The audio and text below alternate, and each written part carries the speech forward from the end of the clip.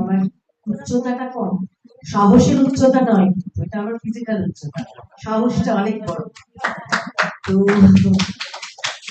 এখানে মহারাজ রয়েছেন, আমার একতা সহকর্মী এখনো রয়েছে সবিতাকে, আমার ভাই সফল শিষ্যকে দেখতে পাচ্ছি, অন্যান্য সবাইকে দেখতে পাচ্ছি, আমার খুব প্রিয় লোকজন এবং সমস্ত সনাতনীদের আজকে মহিলাকে দেখতে পাচ্ছি, ওখান থেকে করলে বলে দেবেন। আজকে রাধাষ্টমীর দিনে আজকে আমরা শ্রীমদ ভগবত গীতা নিয়ে আলোচনা করব। আমি সত্যি আমিও জানি না বলরামদা যেটা বললেন আমি আদৌ যোগ্য কিনা, কিন্তু এটুকু বলতে পারি যেটা আমাদের সনাতনীদের এই মুহূর্তে যেটা খুব প্রয়োজন, সেটা হচ্ছে সাহস। যে সাহসে ভর করে আমরা মুর্শিদাবাদের মতো জায়গাতেও আমরা লড়াই করতে পারি, নিজেদের অস্তিত্ব টিকিয়ে রাখার লড়াই। এই লড়াই রাজনৈতিক লড়াই নয়, আমি রাজনীতির ক্ষেত্র থেকে আসা সত্ত্বেও আমি বলছি যে এই লড়াই নিজের অস্তিত্ব টিকিয়ে রাখার লড়াই। শ্রীমদ ভগবত গীতার বিভিন্ন শ্লোক, বিভিন্ন অধ্যায় থেকে তুলে তুলে নিশ্চয়ই যারা রয়েছে তারা বলবেন। একটা জায়গায় বলা আছে যে সাহস দিয়ে সত্যের সঙ্গে সেটা মোকাবিলা করতে হবে। অর্থাৎ এই মুহূর্তে আমাদের যেটা প্রয়োজন সেটা হচ্ছে বুকের সাহস।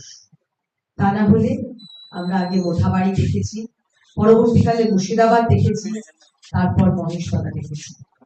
এরপর নিজের বাড়ির তুলসীতলাটা যদি না দেখতে হয়, সবাই একটা মঞ্চ, বেশি কথা নয়, গীতার মঞ্চ নিশ্চয়ই আমরা ওটাই আমার মনে হয় ভগবান শ্রীকৃষ্ণ আমাদের শিখিয়েছেন যে হিন্দু যদি বাঁচতে চাও বিভেদ ভুলে এক হও।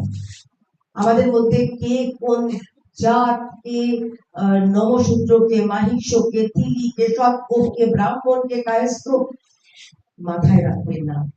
আমাদের একটাই পরিচয়, আমরা সবাই সনাতনী, আমরা সবাই হিন্দু।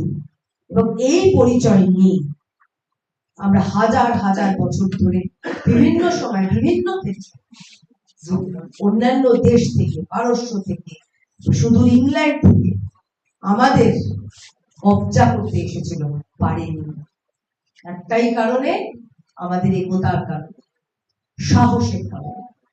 হ্যাঁ, মানছি সবার ওই আমার বোন বললেন যে ওই যুদ্ধক্ষেত্রে যাওয়ার সাহস হয় না, দরকার নেই, আপনাকে যুদ্ধক্ষেত্রে যেতে হবে না, কিন্তু নিজের মনের যে জোরটা, সেই জোরটা যেন না কমে। সেই জোর আপনার মনে কমলে, আমি যেটা আগেই বললাম, মহেশতলা হয়েছে, এরপর আপনার বাড়ি তুলসীতলা হবে।